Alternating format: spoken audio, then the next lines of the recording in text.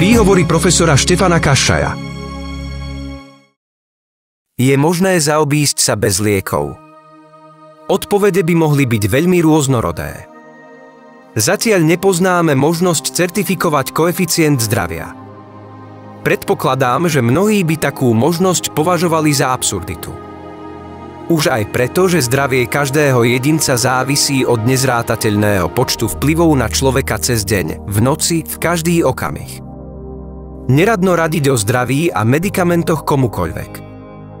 Prvému skúmaniu vo veci zdravia človeka by asi predchádzalo od fundamentu zdravia matky a otca od ich genetického kódu.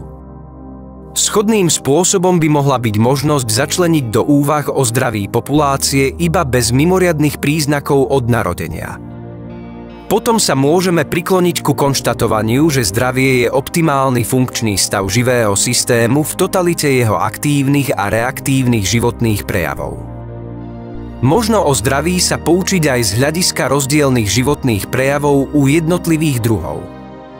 Tiež v rámci druhov populácie pohlaví individuí, respektíve v jednotlivých štádiách individuálneho vývinu.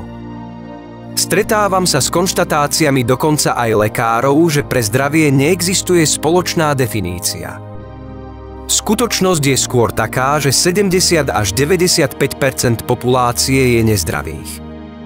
Oprávnenosť takého ponímania sa zvyšuje, ak zoberieme do úvahy, aká je spotreba liekov. Prikláňam sa ale skôr k tomu, že v bežnom živote ani tak nepotrebujeme mať definitívnu definíciu zdravia, ako skôr poznať samých seba.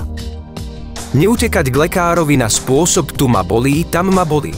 Pomôžete mi, pán doktor. Pre mnohých, ale najmä starších ľudí najčastejšou témou vari každodenných debát sú predovšetkým zdravie a choroby a samozrejme o liekoch, ich účinkoch a dnes už aj o nedostatku liekov. Niektoré sú človeku bez oporných bodov v zamestnaní takmer nemožné zadovážiť. Dokonca vzhľadom na súčasnú reálnu ekonomickú situáciu je tu aj nemožnosť si potrebné lieky kúpiť. Lekárne majú neúplný sortiment najčastejšie lekármi predpisovaných liekov.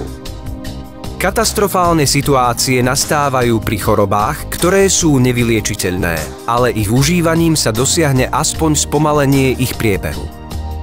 Lenže potrebné lieky často nie sú zadovážiteľné. Pri dnes už narastajúcom výskyte extrémnych, dokonca aj doteraz neznámych chorôb takmer niet východiska. Nešťastníci každého veku si čoraz častejšie poškodzujú svoje zdravie rôznymi doplnkami, drogami, liečivými bylinkami, zaručene dobrými náhradami. Neunesú zrýchľujúce sa tempo života a sťažené životné podmienky. Prekonávame ťažké dôsledky COVID-19, nevieme si rady s prekvapeniami každého dňa.